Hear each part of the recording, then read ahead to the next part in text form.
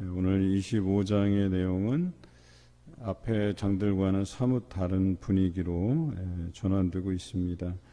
하나님께서 그날에 남은 자들을 제하시고 하나님께 순종하지 아니하고 또 그 각 열방들에게 그 잘못들로 인하여서 그들을 멸하실 것이다 라고 이야기하지만 또 25장에는 그날이 또 우리에게는 구원을 인하여서 기뻐하고 즐거워하는 날이 될 것이다. 우리는 그것을 찬양하게 될 것이다. 이런 표현으로 바뀌어지고 있습니다.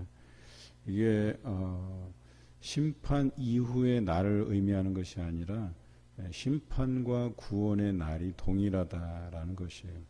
그 앞에서는 심판을 우리가 언급했지만 또 25장에 와서는 또 그 하나님의 구원하심에 대해서 언급하지만 이것이 동시에 이루어지고 있다라고 하는 사실을 우리 기억하셔야 됩니다. 사실은 하나님의 그 심판이 도래하게 되면 그때는 늦은 거예요. 그때는 이미 모든 것을 판단하시고 모든 것이 양과 염소를 구분하듯이 다 구분되어 있는 상황이에요. 그래서 우리의 삶이라고 하는 것은 그 전에 선택해야 되고 그 전에 구별되어야 된다라고 하는 것을 의미합니다. 또 오늘 말씀에서 보면 여호와는 나의 하나님에서 또 9절 이후에 보면 우리의 하나님이시라라는 고백으로 점증적으로 바뀌어가고 있어요. 이사야는 자신을 통해서 하나님의 그 심판과 구원의 날을 선포하게 하셨다는 사실을 분명히 알고 그 사명을 가지고 이 말씀을 선포하시거든요. 그런데 그날에 나의 하나님이 될 것이다 라는 표현은 뭐예요? 나를 통해서 예언한 말씀들을 하나님께서 하나도 빠짐없이 이룰 것이다, 성취하실 것이다, 행하실 것이다 라고 하는 것을 그가 목도하게 될 것이라는 거예요. 그가 알게 될 것이라고 얘기하는 거예요. 그런 자기의 하나님을 찬송하고 있는 거예요. 그런데 자신이 주장하고 또 자신을 통해서 하신 말씀들 이루시는 그것만으로 만족하는 것이 아니라 9절 이하에 이런 하나님의 말씀이 선포될 때 그 말씀에 순종하고 그 뜻에 부합한 자들로서 살아가는 이 땅의 남은 자들, 이 땅의 거룩한 자들과 함께 내가 동일하게 그 하나님을 나의 하나님으로 찬양하듯이 그들과 함께 이 하나님이 바로 우리의 하나님이시다라고 찬송하는 것을 오늘 노래하고 있거든요. 그러니까 나의 신앙적 고백에서 또 이와 동일한 우리의 동료들과 함께 신앙의 공동체들과 함께 고백할 우리 하나님을 함께 찬양하고 있다라고 하는 사실이 좀 주목해 볼 만한 것이다 라고 하는 것이죠. 그런데 9절 이하에 보면 모압에 대한 심판을 또한 예고하고 있어요. 그러니까 뭐예요? 여기다가 이 모압을 벌하시리라고 이야기하는 것은 이 하나님의 심판과 구원의 날이 공존하면서 그런데 이런 상황 안에서도 여전히 그 하나님께 대해서 그 마음의 뜻을 하나님을 찬송하고 그 구원을 기뻐하는 그런 사람들로 구별해내지 못하고 하나님 반대편에 서서 여전히 서 있는 자들을 하나님께서는 끝까지 멸하신다, 심판하신다라고 하는 것을 또한 드러내고 있다라고 하는 것이죠.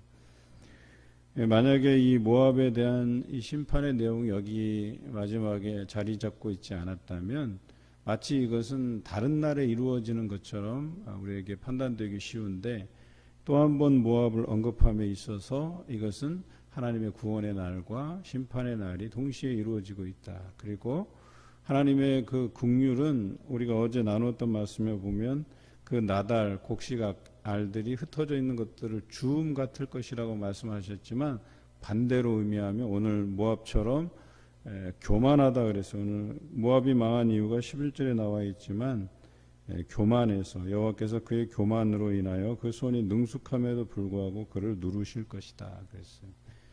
그러니까 끝까지 하나님을 의지하지 않고 자신의 어떤 기술, 경험 또 자신의 어떤 자랑할 만한 것들을 의존하면서 교만했던 일을 끝까지 멸하신다라고 한 거예요. 그러니까 끝까지 거룩한 자들을 하나님께서 나달을 주음같이 모으시기도 하지만 반대 측면에서 보면 끝까지 교만한 자들을 다 불러내어서 그들을 멸하시겠다라고 말씀하시는 것과 다름이 없다는 것이죠. 이것이 하나님의 속성이에요. 우리 하나님을 자세히 이해할 필요가 있어요. 그냥 마냥 사랑하시고 선하시고 인내하시는 분만이 아닌 또 그날에 동시에 그 악한 자들을 멸하시고 그들을 심판하시고 그대로 내버려 두시지 않으시는 분이심을 우리가 반드시 알아야 된다라고 하는 것이죠. 2절에 보면 주께서 성읍을 돌무더기로 만드시며 견고한 성읍을 황폐하게 하시고 외인의 궁성을 또 성읍이 되지 못하게 하사 영원히 건설되지 못하게 하신다 그랬어요. 여러분, 악한 자의 뜻은 하나님께서 이루시지 않습니다. 우리는 이 부분에 대해서 정확히 알고 살아갈 필요가 있어요.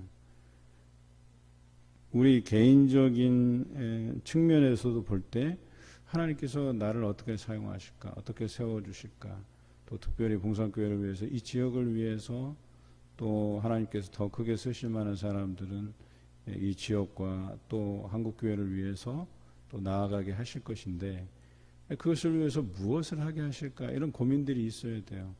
그런데 그런 고민들과 함께 내가 어떻게 쓰임받을 수 있을까. 그런데 거기에 비하면 나는 부족하지만 그 부족함을 인정하면서 하나님 앞에 도우심을 구할 때 하나님께서 그를 통해서 하나님의 뜻을 이루어 가시고 그 사명들을 감당하게 하시는 거예요. 그런데 그렇지 아니하고 나의 지혜를 의존하고 경험을 의존하고 있는 것들을 의존하고 그렇게 살다가 결과적으로 세운다고 하는 것들이 뭐예요? 하나님의 뜻이 아닌 내 뜻, 내 생각, 신할 땅에 세워진 바벨탑 같은 것들을 세운다고 한다면 오늘 성경에 나와 있는 것처럼 그런 궁성은 성읍이 되지 못하게 하시고 영원히 건설되지 못하게 하신다라고 하는 거예요. 그런데 많은 사람들이요, 이게 하나님의 뜻인 것으로 알고 또 이 계획이 하나님께서 주신 계획인 줄 알고 그것을 이루어 가려고 해요. 그런데 하나님께서 그것을 이루지 않는다는 사실은 잘 몰라요. 이게 하나님의 뜻일 것이야 라고 평생을 씨름하면서 붙들고 허우적거리고 바둥거리는데 이루어지지 않아요. 왜? 내 뜻이기 때문에. 그게 하나님의 뜻이 아니기 때문에. 여러분, 하나님의 뜻은요, 내가 아니더라도, 여러분이 아니더라도 이루어가게 마련이에요. 그게 어제 나눈 말씀처럼 아무도 하나님 앞에 예배하는 자가 없다라면 돌들로도 소리 지르시고 돌들로도 찬양을 받으시고 돌들로도 예배 받으시는 분이 하나님이시다라고 말씀하신 예수 그리스도의 말씀을 기억할 필요가 있어요. 만약에 우리가 하나님의 뜻을 제대로 받들지 못한다? 그것은 목사건 장로건 어떤 재직이라도 어떤 누구라도 예외가 없어요. 그것이 하나님의 뜻이 아닌 것들은 하나님께서 이루어 주실 리 만무하다는 거예요. 그런 뜻을 세워갈 리 만무하다는 거예요. 그래서 날마다 하나님 앞에 되물어야 되는 것들이 그런 거예요. 정말 이것이 하나님의 뜻인가? 라고 하는 것들에 대해서. 또 한 가지, 제가 이제 교회 사역을 이렇게 진행해 가면서 느끼는 것들인데 30년 동안 목회해 가면서 어떤 사역들을 진행하는데 100%가 없어요.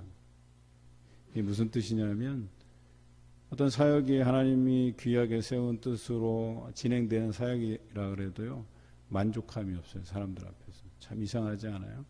그 사람들의 그 여러 다양성도 그 이유가 있겠지만 이것이 하나님의 뜻이고 세워진 사역임에도 불구하고 거기에 동참하고 또 온 마음을 기울여서 하는 사람도 그렇게 생각보다 많지는 않아요. 그래서 우리가 사역을 디자인할 때 만족도라는 측면에서, 왜냐하면 이 사역이 하나님께 영광도 돼야 되겠지만 지속 가능한 사역이어야 되잖아요.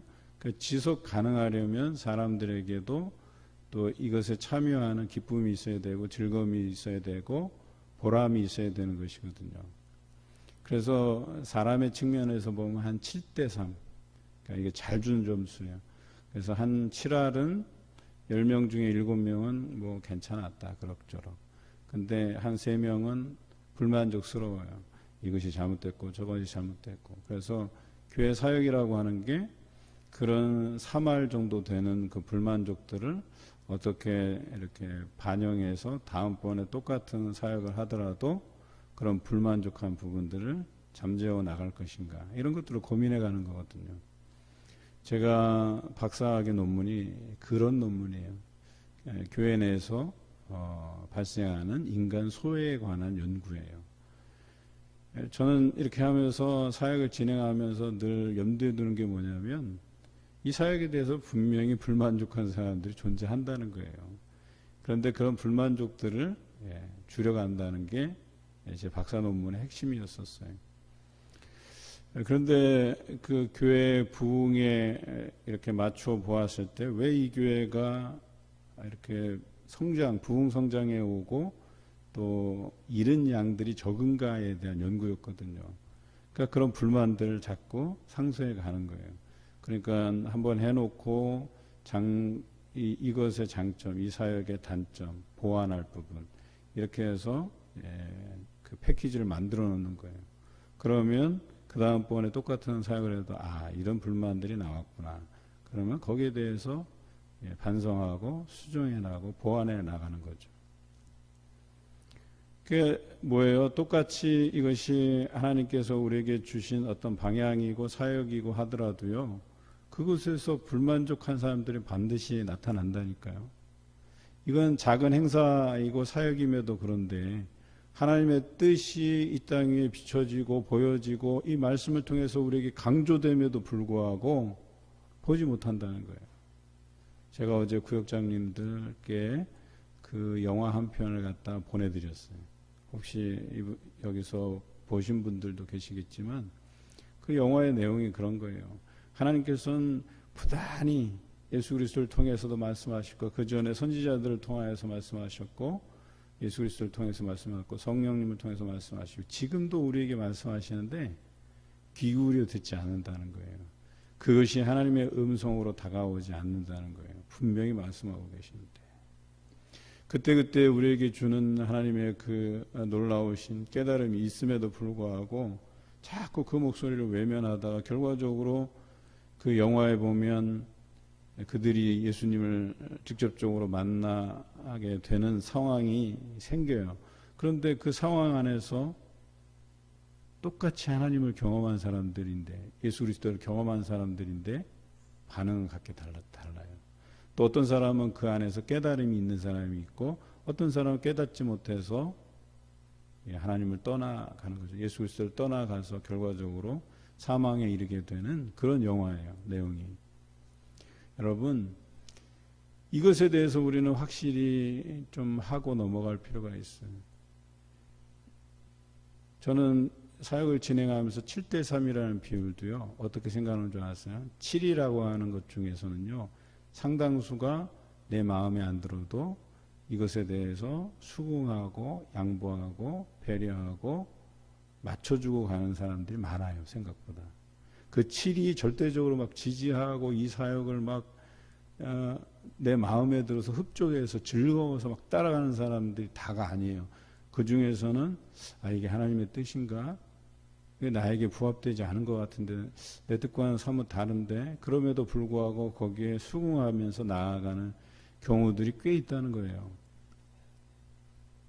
그래서 그런 사역들로 인해서 그 교회에서 그 성도들의 어떤 신앙의 수준이 높아져 가고 배움이 있고 또 거기에서 또 그것을 준비하는 노하우들이 생겨나고 헌신이 생겨나고 또 성도들을 사랑하고 배려하는 마음들이 생겨나고 또 자신이 손해보더라도 그것을 기쁨으로 여기는 사람들이 생겨나고 그러는 것들이거든요.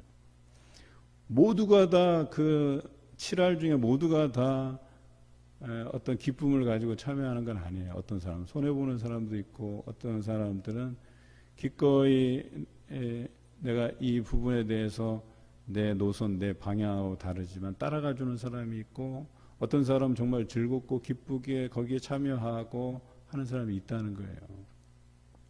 예를 들어서 지난번에 저희가 성경 퀴즈 하고 나서 어떤 사람들은 재밌었다, 즐거웠다, 문제도 괜찮았다, 뭐 여러 가지 좋은 평들이 있지만 나쁜 평들도 있어요.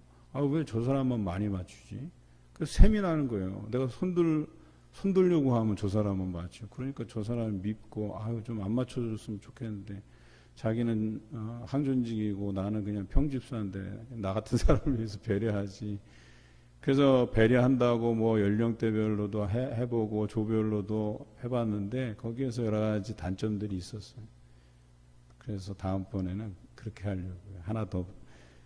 뭐 한두 가지는 아닌데, 하나 더 포함시켜서, 예, 못 맞추신 분들 손 드세요. 이러려고 그래. 이 못 맞추신 분들한테도 그게 뭔가, 좀 새로운 도전이 있어야 되겠구나. 이런 생각들도 해보고. 또 한 가지는 그래요. 사전에 좀 설명을 해야 되겠다. 이 사람이 맞추긴 하지만 내가 그 사람과 함께 손든 것도 맞춘 것이다. 이런 설명을 좀 해보고 싶어요. 그런 생각이 돼요. 목사인 저도 그렇고 사모인 제 아내도 이렇게 딱 듣고 있다가 영상을 보면서 우리도 맞춰봐요. 이건 이거지 답이? 이건 이거지? 목사인 저도 다 못 맞히겠더라고요. 그런데 그 성도들의 입장이 돼서 생각해 보는 거예요. 이걸 딱 냈을 때 이렇게 손을 들잖아요. 그 손든 사람들은 자기가 안다는 것에 만족할 수 있었으면 좋겠다 하는 생각이 갑자기 들었어요. 나중에 성격기자면 이걸 갖다 좀 설명을 해줘야 되겠다. 그래서 예를 들어서 만족하는 사람이 70%가 안 됐을 때 그 나머지 사람들이 이런 이야기를 듣고 그렇지, 내가 못 맞추더라도 그저 내가 손을 뭐 늦게 들었을 뿐이지 이 문제에 대해서 누구나 다 알고 있는 것이다 라고 하는 그 사고를 가진다면 얼마나 만족하겠어요. 내가 상품은 못하더라도 손을 늦게 들어도 내가 이것에 대해서 알고 넘어간다 하는 것들이 얼마나 내게 유익인가.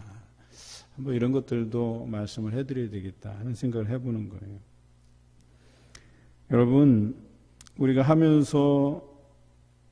진행하면서 이것이 하나님의 뜻인가 아닌가에 대한 구별도 중요하지만 이것이 하나님의 뜻으로 세워졌다 여겨질 때는 우리의 생각, 우리의 방향, 노선, 사상 이런 것들 고집, 교만 다 내려놓고 가야 될 필요가 있다는 거예요. 저도요 사역에 있어서 굉장히 퀄리티 있는 사역들을 많이 감당해 봤어요.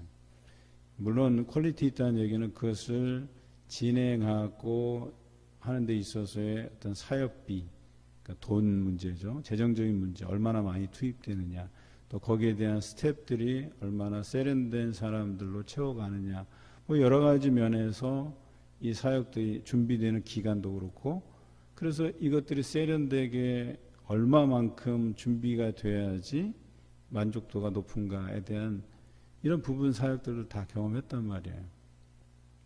그런데요, 재미난 것은 이래요. 그런 사역의 퀄리티가 100이라고 하면 100부터 50까지 있다고 쳐요. 그런데 50, 60 이렇게 넘어가기 시작하잖아요.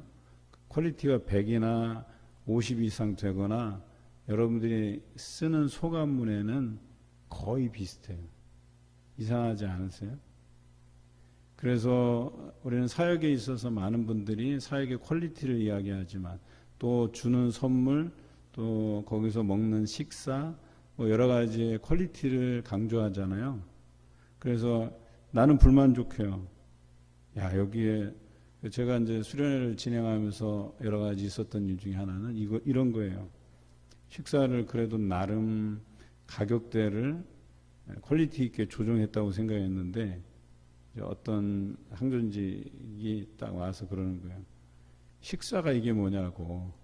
그러니까 그분 생각에는 이 식사에 생선이나 고기가 올라와야 되는 게 그게 없었다는 거예요. 그래서 제가 그렇구나. 그냥 그래서 다음번에 이제 목사님께 이제 이렇게 건의를 해드리고 이렇게 전통적인 상황에서 생선이나 고기를 먹어야지만 대접받는다 생각하는 사람들에게 그게 올라가야 되는 거지 단가가 중요한 게 아니었다는 걸 알게 됐어요. 우리 생각엔 단가에 요런 반찬 요렇게 하면 굉장히 구성도 좋고 건강이 좋고 뭐 이런 것들을 다 하잖아요. 그런데 이 사람한테는 뭐예요? 이 사람, 근데 그 한 사람의 의견 때문에 바꾼 건 아니고, 연세 드신 분들한테는 고기나 생선이 대접받는다라고 생각할 수 있겠구나. 같은 가격인데. 그런 거예요, 사실. 퀄리티 있게 준비되는 게 뭐 요 정도, 저 정도. 그래서 어느 만족도에 의해서 좌우되는 게 아니고요. 비슷합니다. 1,000원짜리 볼펜이나 2,000원짜리 볼펜이나 3,000원짜리 볼펜이나 평가서에 쓰는 것들은 소감문에는 평균적으로 보통이다가 제일 많이 나와요. 제가 수련을 하면서 소감문을 받아보고 이게 30년 통계잖아요. 제 기록된 자료에 보면 그 통계가 나와요. 통계의 수치들이. 그 비율을 정해보면 보통이다가 50%예요. 그 50%는 이렇게 하나 저렇게 하나, 크게 만족하지도 않고 크게 실망하지도 않고 그냥 보통이에요.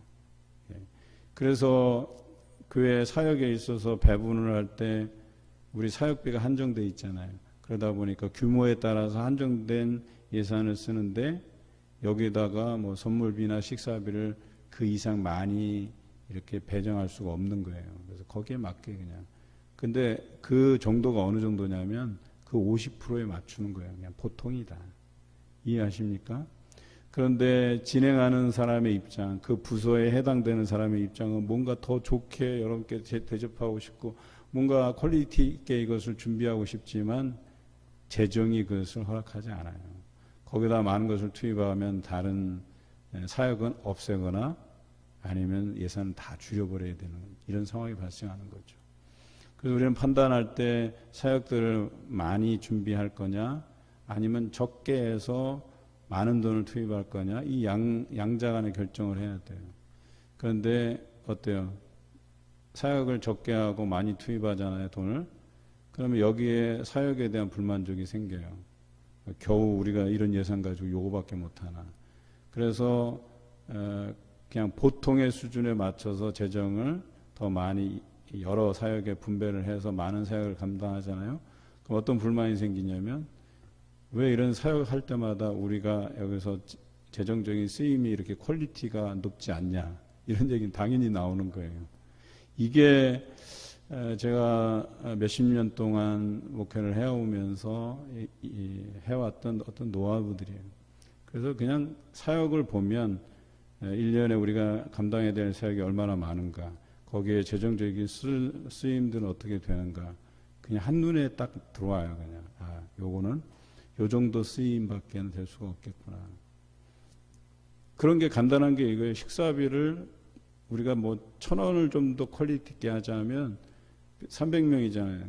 그럼 거기에 소요되는 비용이 몇십만 원이 올라가. 그럼 다른 데서 몇십만 원이 내려와야 되는 거예요. 참 별거 아닌 거 가지고 우리가 이것이 좋으니 내 생각을 피력하고 어떤 계획들을 말하지만요. 이거는 교회 전체적인 사역의 밸런스가 무너지는 일인 걸 잘 몰라요. 그래서 어떤 거는 퀄리티 있게 준비하려면 어떤 거는 없애버려야 돼요. 아예 그냥. 그리고 목회자로서 어떤 사역의 밸런스들을 놓고 이건 꼭 해야 될 사역들이 있고 또 어떤 것들은 물론 하지 않아도 될 사역들은 거의 없어요. 교회에서는 대부분의 사역들을 다 해나가는 어떤 평균적인 사역들이 있거든요. 그런데 여기에서 우리가 빗나가는 것들이 뭐냐면 하나님의 뜻이 무엇이냐라고 하는 것에 대한 집중을 잘 못해요. 우리 항존직 피선자들 교육받고 있고 그 책을 읽게 돼요. 그 책에 보면 레디컬이라는 책에 보면 굉장히 원색적인 방향으로 이렇게 전환돼요. 그 교회의 특징은 이래요. 우리가 과연 여름날에, 그러니까 이건 제가 극단적인 예를 듣는 거예요. 여름에 이 사역의 퀄리티와 집중도를 높이기 위해서 여러분 오늘 식사는 없습니다. 점심 식사는 금식합니다. 여러분 그리고 그 에어컨 트는 비용 아껴서 우리가 여기에 더 집중하도록 하겠습니다. 우리가 고생스럽더라도 말씀에 집중하십시다. 이렇게 얘기했을 때 거기에 동의할 수 있는 사람이 얼마나 되겠냐라고 하는 거예요. 그런데 그 실험적인 그 실험에서 그 교회는 놀라운 어떤 성도들의 동의들이 있었다는 거죠. 그러니까 자신들에게 그 편리가 제공되지 않고 이 말씀에 집중하자는 그 본래적인 목적, 본래적인 의도들을 설명했을 때 그걸 기꺼이 감수하고 불편함을 감수하고 참여하는 성도들이 있었다는 거예요. 그런데 그 목사님이 어디서 힌트를 얻었냐면 선교지를 가보니까 그렇게 열악한 환경에서 그들이 모여서 말씀을 읽고 그 말씀에 대한 사모함이 얼마나 강했냐면 이 선교사님을 그 몰래 그러니까 비밀 집회에 불러서 말씀을 들을 기회가 별로 없다 보니까 아침부터 밤까지 집회를 한 거예요. 그냥. 그러니까 이 선교사님은 뜻하지 않게 그 비밀 집회에 참여해서 그냥 온종일 말씀만 전한 거예요. 온종일 그냥. 그런데 거기에 성도들을 그거에 막 사모하면서 열광하면서 말씀 앞에 모인 거예요. 그런데 거기에서 비전을 발견한 거예요. 그렇다. 우리 성도들의 마음이 거기에 하나로 모여질 수 있다면 그것도 가능하다고 보는 거예요. 그게 하나님의 뜻이라는 거죠. 그리고 오늘 성경에서 말하는 거룩한 자들, 남은 자들, 그들이 하나님께 영광을 올릴 것이고 하나님의 구원을 인하여서 기뻐할 것이고 즐거워할 것이다. 나의 하나님에서 또 우리 하나님으로 옮아가는, 나만이 믿는 것이 아니라 내 주변의 이웃들도 믿게 하는 그런 일들에 사용될 만한 사람, 이 땅의 남은 자들이라고 이야기하는 것입니다. 이런 자들이 그 심판의 거센 환경 속에서도 하나님이 나의 요새시고 피난처시고 그늘이 되신다는 이 고백 안에서 살아간다는 거죠. 그럴 때 만군의 여호와께서 이 산에서 만민을 위하여 기름진 것과 오래 저장하였던 포도주와 연회를 우리를 위해서 베푸시겠다고 오늘 선언하고 있습니다. 오늘 여러분의 삶 안에서도 이런 교만을 털어내고 또 이런 불만족스러운 것들도 하나님 앞에 다 내려놓고, 저는 그래요. 복음의 원색적인 기체 아래서 여러분들이 모이면 좋겠다 생각이 들어요. 말씀을 사모하고 기도하는 자를 사모해 가시는 저와 여러분 되시기를 주님의 이름으로 기원합니다.